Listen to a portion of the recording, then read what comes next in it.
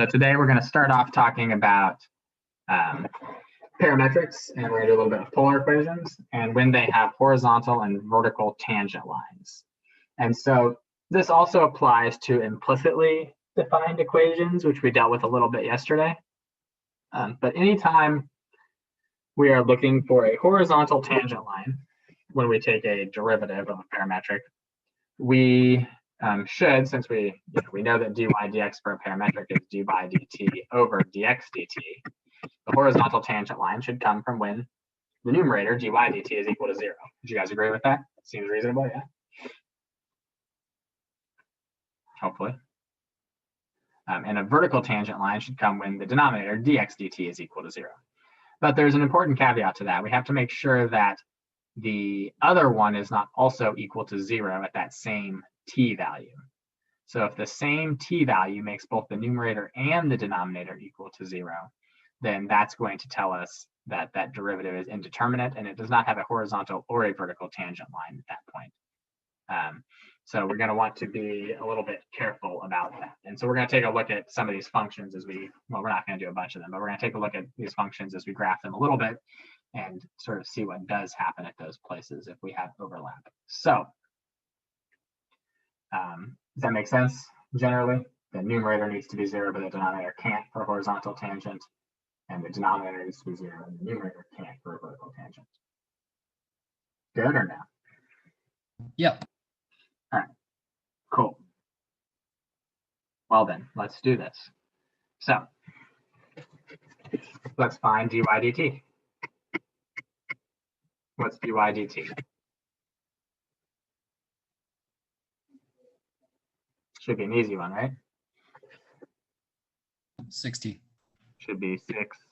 Okay, so 6t. And when does that equal 0? When t equals 0. When t equals 0.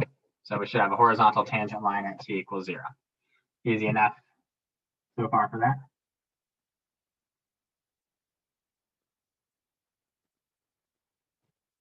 Yeah.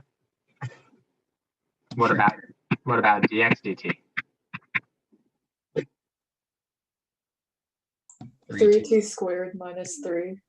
3t squared minus 3, which equals 0 when t equals plus or minus 1. Is there any overlap?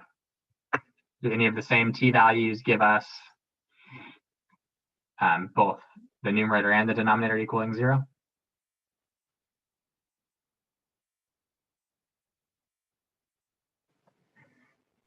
No. No overlap, right? So we should just be good here. We should have a horizontal tangent line when t is 0, and we should have a vertical tangent line when t is 1 and when t is -1. So let's think about that then. If we plug in t equals 0, where do I need to plug in t equals 0 to find the horizontal tangent line?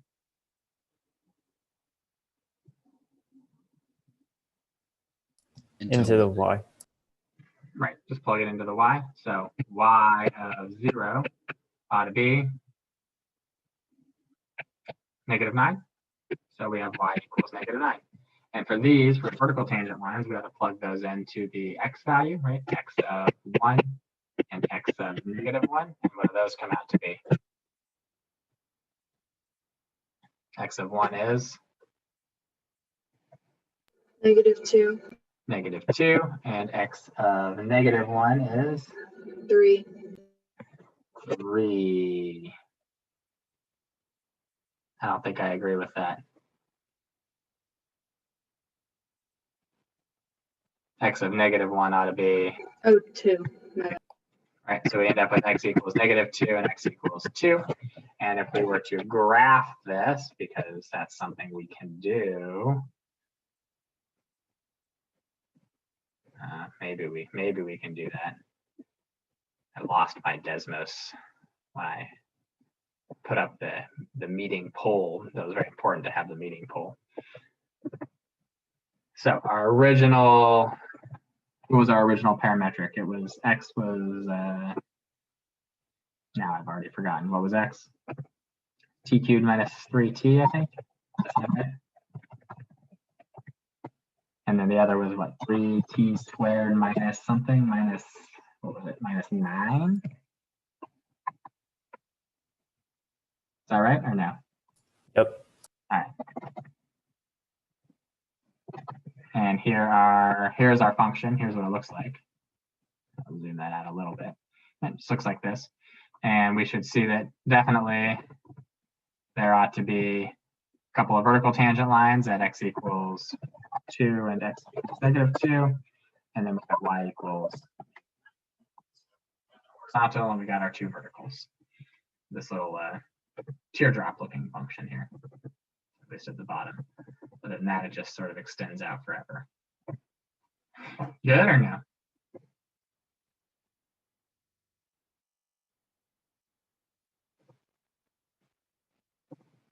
Cool. I'll assume that's a yes. That was good. That was nice and easy. All right, let's do another one. Why don't you guys do this one and find the horizontal and vertical tangent lines on this one on your own. Let's specifically talk about just the interval from, well, let's just do the whole thing.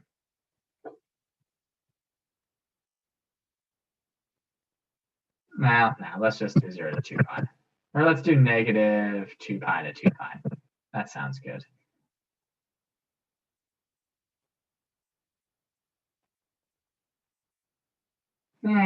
Change my mind. Let's do 0 to 2 pi.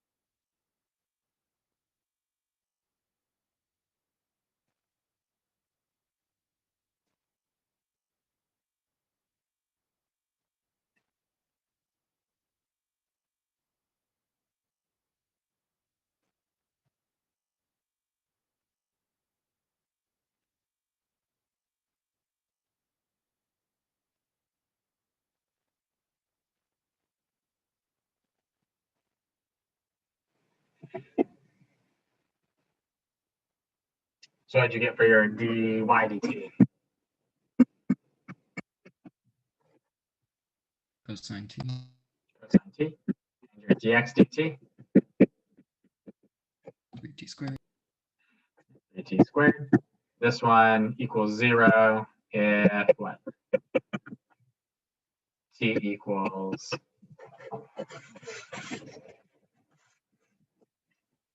Pi over 2 and 3 pi over 2. 5 over 2 and 3 pi over 2. And this one if t equals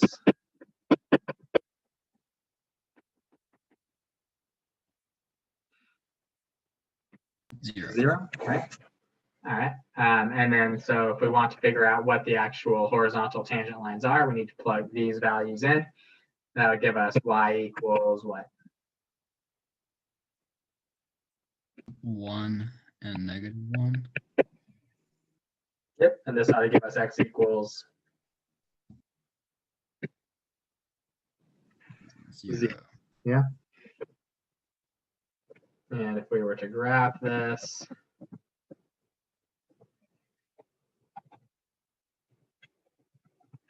t cubed sine t, 0 to 2 pi.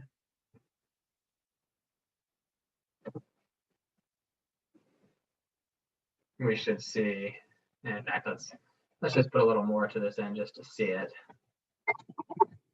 -2 pi here, right? Looks like this, right? But we should know that x equals 0 ought to work, right? And then we should end up with y equals 1 and with y equals -1. Now, the y equals -1 value comes from something that wasn't in our domain, right?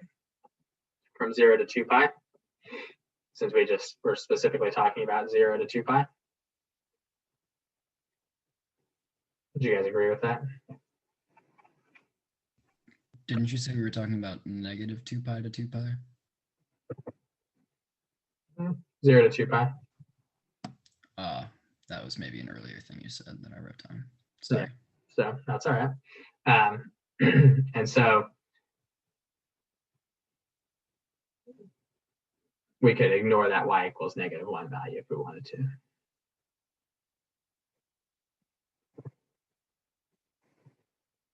Actually, now that I think about that, that's going to give us this. I think that's going to give it to us over here too. Just way, yeah, it's going to, if we shrink way out, it's going to give us another one.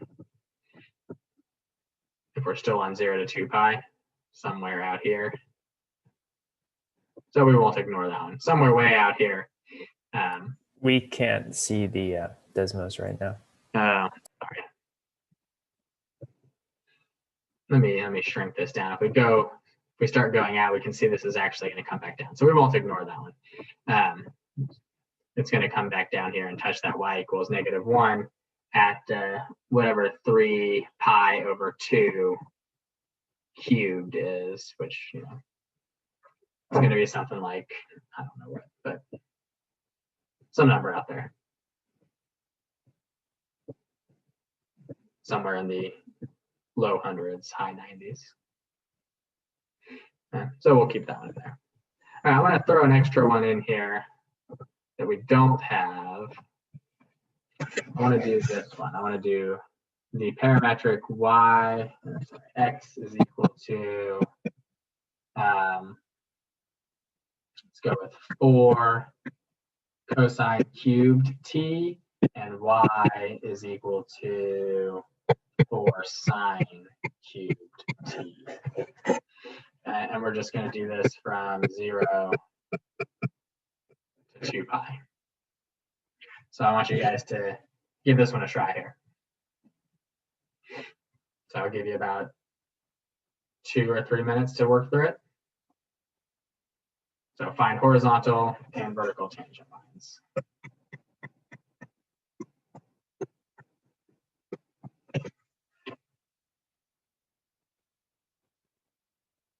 Ready, go. All right, so for dx dt, what did you get?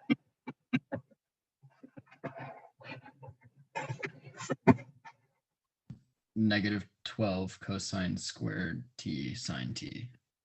-12 cosine squared t sine t, yeah? And what about for dy dt? 12 sine squared t cosine t. Perfect. Okay. So set those equal to each other, or sorry, equal to 0. And what do you get? 0, pi over 2, pi, and 3 pi over 2 for both. Yep, looks like you should get all those values for both of them, which is going to tell you what? No horizontal or vertical tangent lines. It doesn't actually have any of them, even though it looks like it might. And a lot of people in past years have taken something like this, and then what they do is they just write out their derivative. They write out their dy dx as what would dy dx be. If you simplified it down, it would just be negative Tangent t. tangent, or actually negative cotangent in this case, right? No, negative. No, negative tangent. Yeah, negative tangent. Yeah. Negative tangent t. And so a lot of people in the past would have said, oh, well, anywhere where tangent is 0, it's got a horizontal, which is at 0 and pi. Anywhere where it's undefined, that'd be at pi over 2 and 3 pi over 2, you should get vertical. But really, technically, there are none because of this overlap values that make the actual dy dt and dx dt values equal to 0. You guys know what this function looks like and what it's called?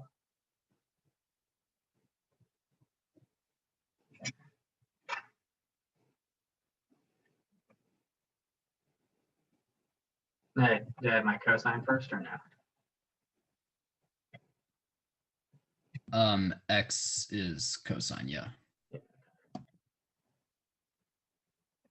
Oh, I can't do this. I always forget that I can't do power is higher than 1, or power is higher than 2 on the Desmos for some reason.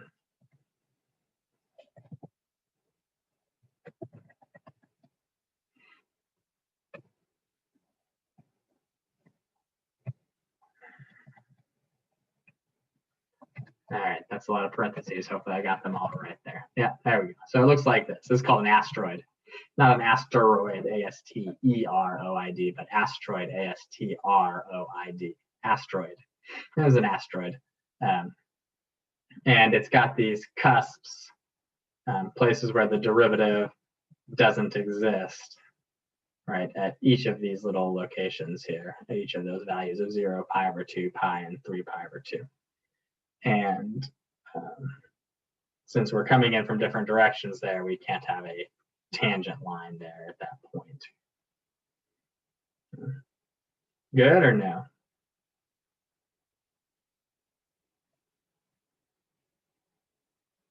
I had a question from the tangent lines you gave us. So that one with like the triangle shaped cusp is like the same as this one? Which one? Let me check again. Sorry. No, that's It all right. was one of the questions for the tangent line homework you gave us. Oh, on the homework. Yeah. What was the, do you remember the question, which number it was? I can look it up. I'm not sure which one you're talking about offhand. I don't have, one sec, I'm bringing it up. The tricuspid one, the second one, I think is the one she's talking about. The tricuspid was like 2 circles. I think the ones that have cusps was the hypocycloid, but I might be remembering incorrectly.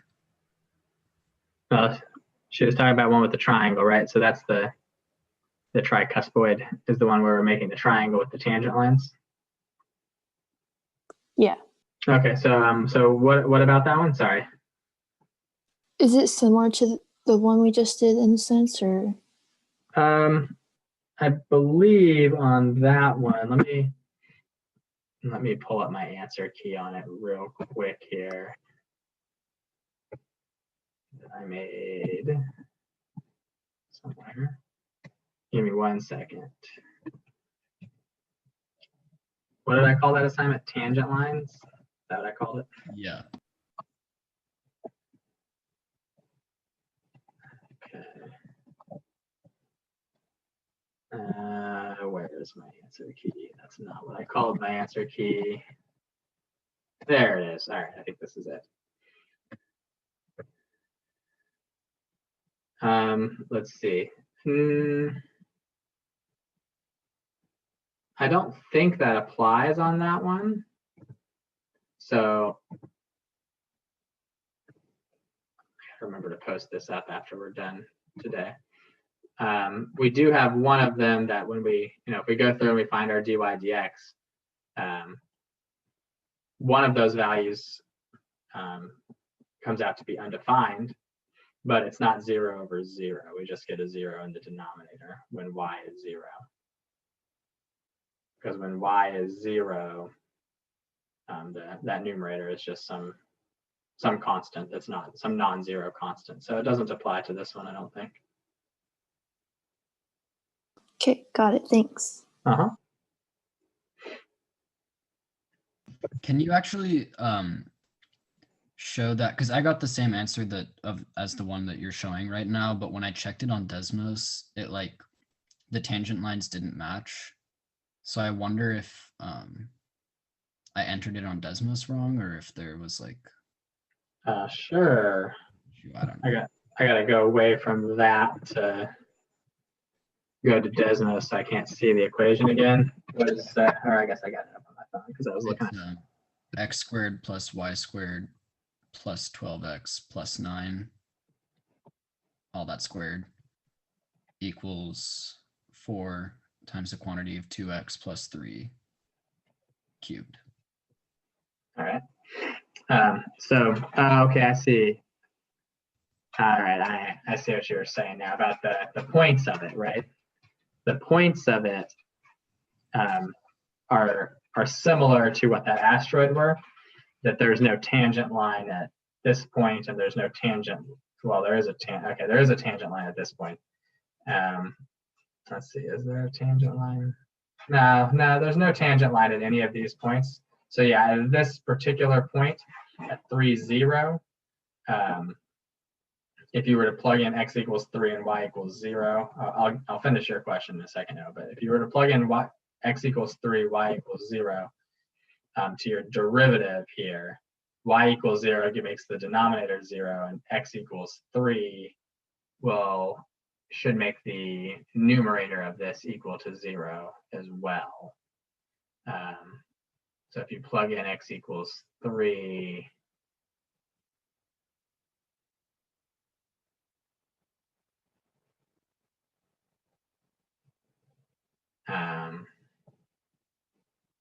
what does that come out to be if you plug in x equals 3 there? That's 9. Somebody figure that out. What's 2 times 3 is 6 plus 9 is 81 times 12 divided by 18 plus 36. What does that come out to be?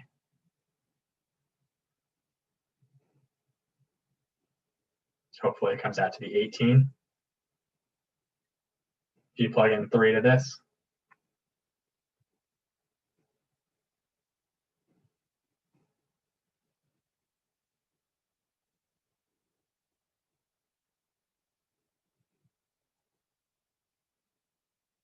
anybody plugging in 3 to that?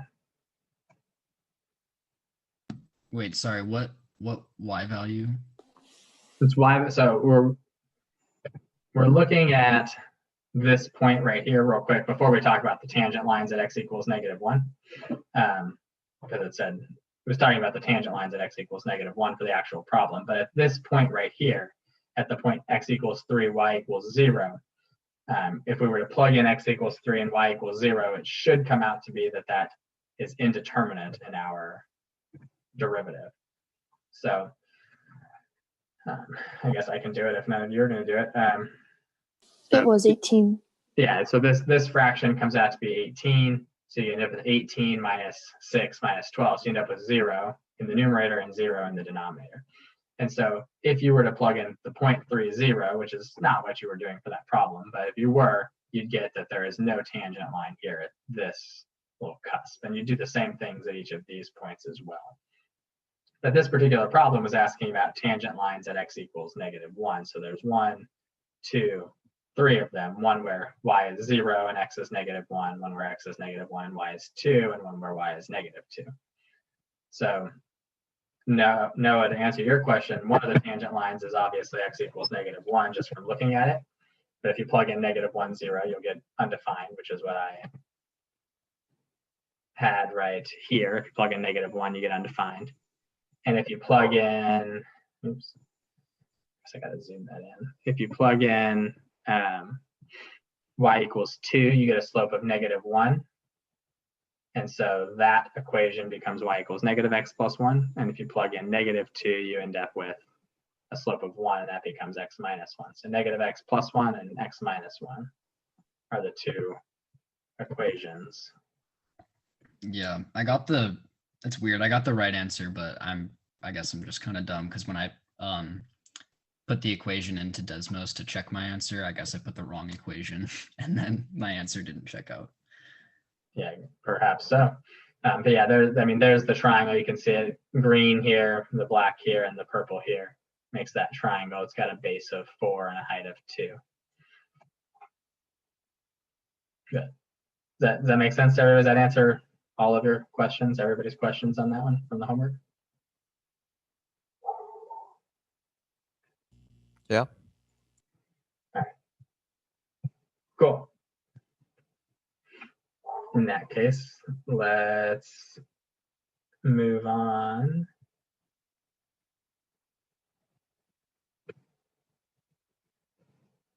No, that's not what I wanted. This is what I wanted. So we finished this one, right? We were doing this one, and we finished that one. All right, let's do a polar one. In this case, we're just going to look for the horizontal tangent lines. Not the vertical also, because the vertical one's a little bit of a pain.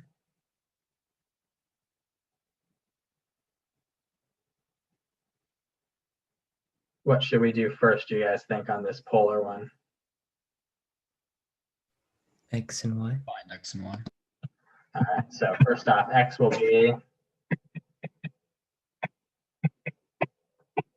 3 plus 8 sine theta times cosine theta.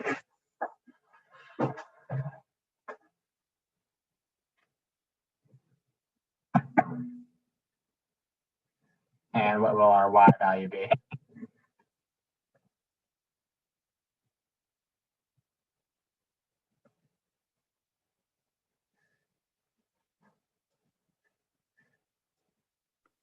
Three sine plus 8 sine theta times sine theta. Okay. And so in order to go through and do this, all we really need to do is find dy d theta and dx d theta and see when they're equal to 0 and all that fun stuff. So first off, let's find dy d theta. What's dy d theta? 3 cosine theta plus 8 sine 2 theta.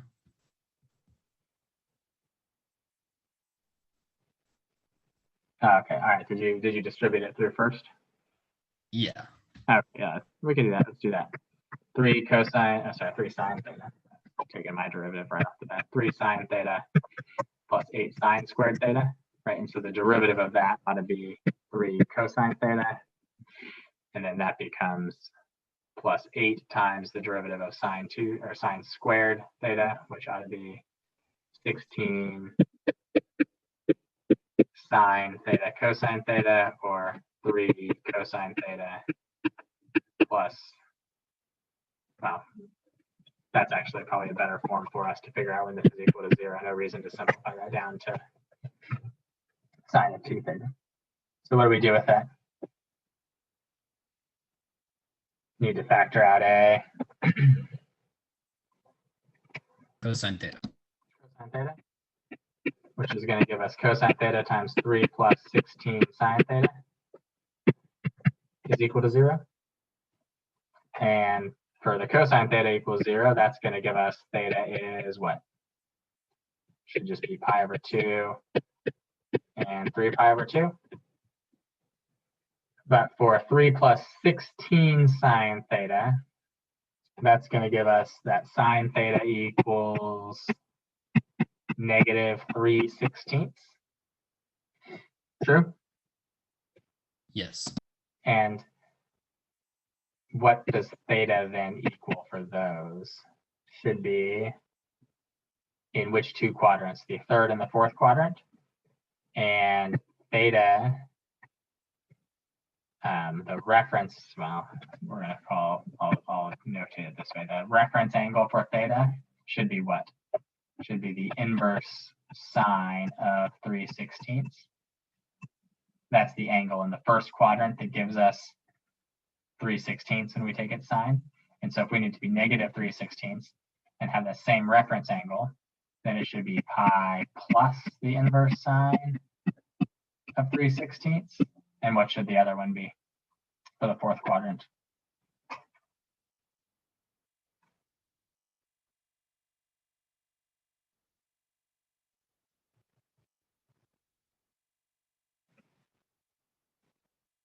Two pi minus. 2 pi minus the inverse sine of 3/16. Everybody good with those, or anybody not sure on how we got those?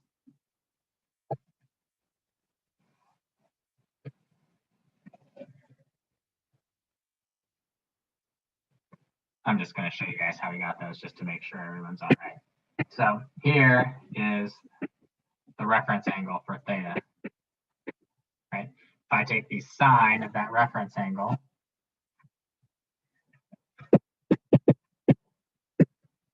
I get 3/16. Well, I also need to get 3/16, which means the angle between the x-axis and my angle needs to be the same as this theta reference angle. So I want a different color. Where'd my toolbar go? There we go. So for the one that's in the third quadrant, it should, this little piece right here should be the same as the reference angle, but I need all of this, right? Not just this little piece of it. So that's pi plus that reference angle, right? And that theta reference angle was the inverse sine of 3/16. So it ought to be pi plus that. And for this one over here in the fourth quadrant, right, it's got to be everything but that little theta reference angle. This little bit is the reference angle. So I need 2 pi minus that little bit. That makes sense to everyone?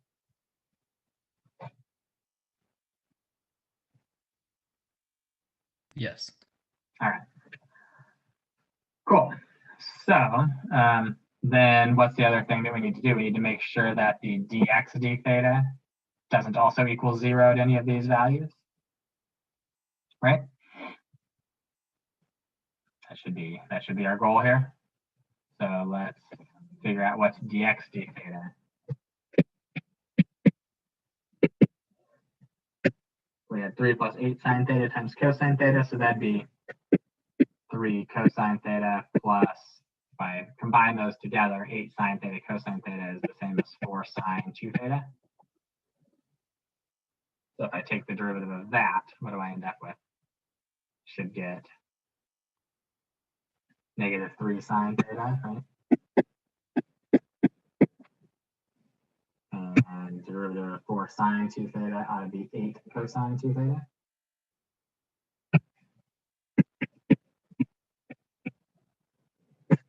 And then we want to know, when is that equal to 0?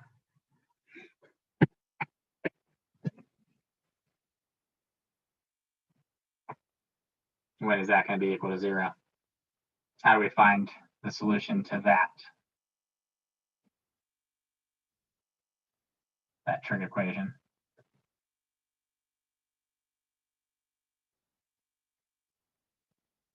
Calculator.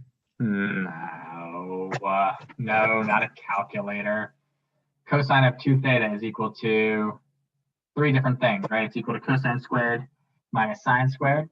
It's equal to 2 cosine squared minus 1. And it's also equal to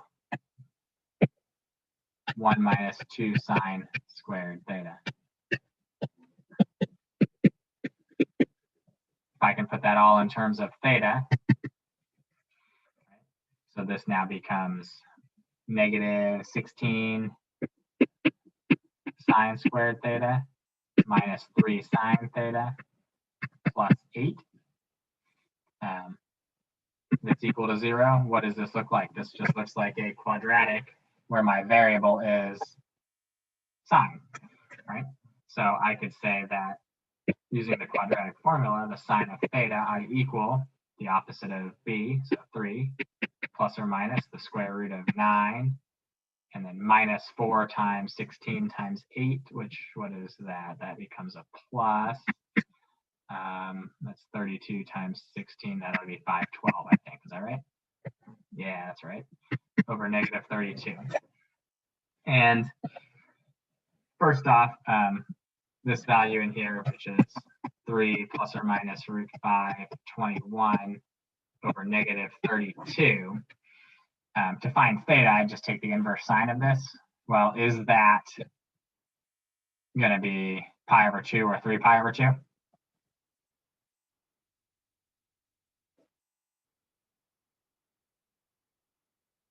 No. Nope. And is it going to be either of these with these 3/16? Is this equal to 3/16 in any way, shape, or form? In no way, shape, or form is that equal to 3/16. I don't know what you said other than no, so we'll go with no. All right. So there's definitely no overlap. So we are good with the values that we got, which were, what were our values? Pi over 2, 3 pi over 2, and that inverse sine value. So we got theta equals pi over 2, theta equals 3 pi over 2, theta equals pi minus the inverse sine of pi plus the inverse sine of 3/16, and 2 pi minus the inverse sine of 3/16. And then to figure out what this actually, what actual horizontal tangent lines we get, we need to plug all of those back into our y value, right? And what was y? Y was 3 plus 8 sine theta I think, times sine theta. Is that right? Yeah. Cool. All right, so first off, pi over 2, that ought to be an easy one. What's the sine of pi over 2? 1. All right, so we got 3 plus 8 times 1 gives us 11. So we got y equals 11. That's 1. What about negative pi over 2? -1. Should be -1, so that should give us 3 minus 8, right, times -1, which ought to be positive 5. So we got y equals 5 as another one. There's 2. And then let's do the value for pi plus the inverse sine of 3/16. So that's going to give us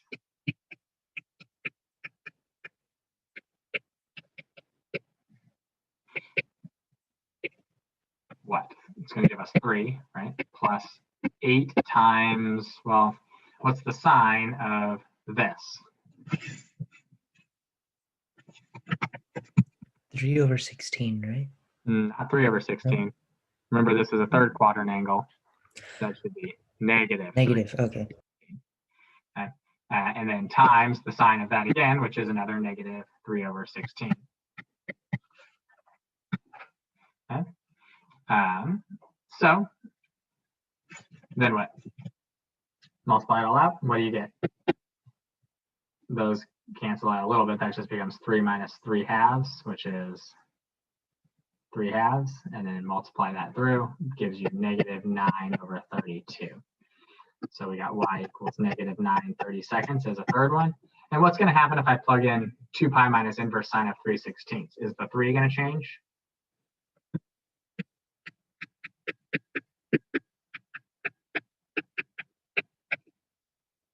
The 3 is still going to be a 3, right? 8 is still going to be an 8. The sine of theta is still going to be negative 3/16, and the sine of theta is still going to be negative 3/16. So that's going to give us that same exact value. Good or no?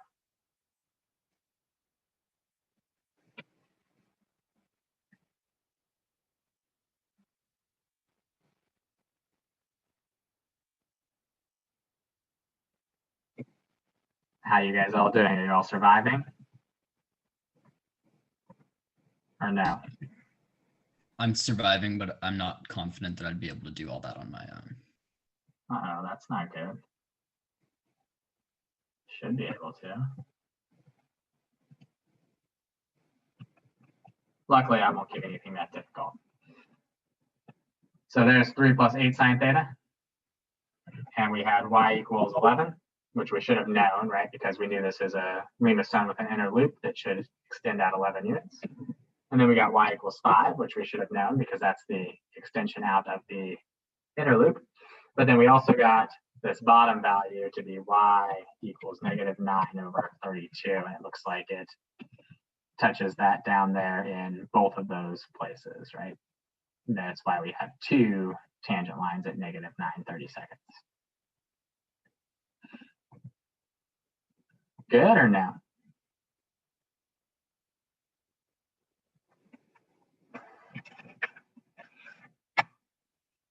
Any questions, any issues with any of that?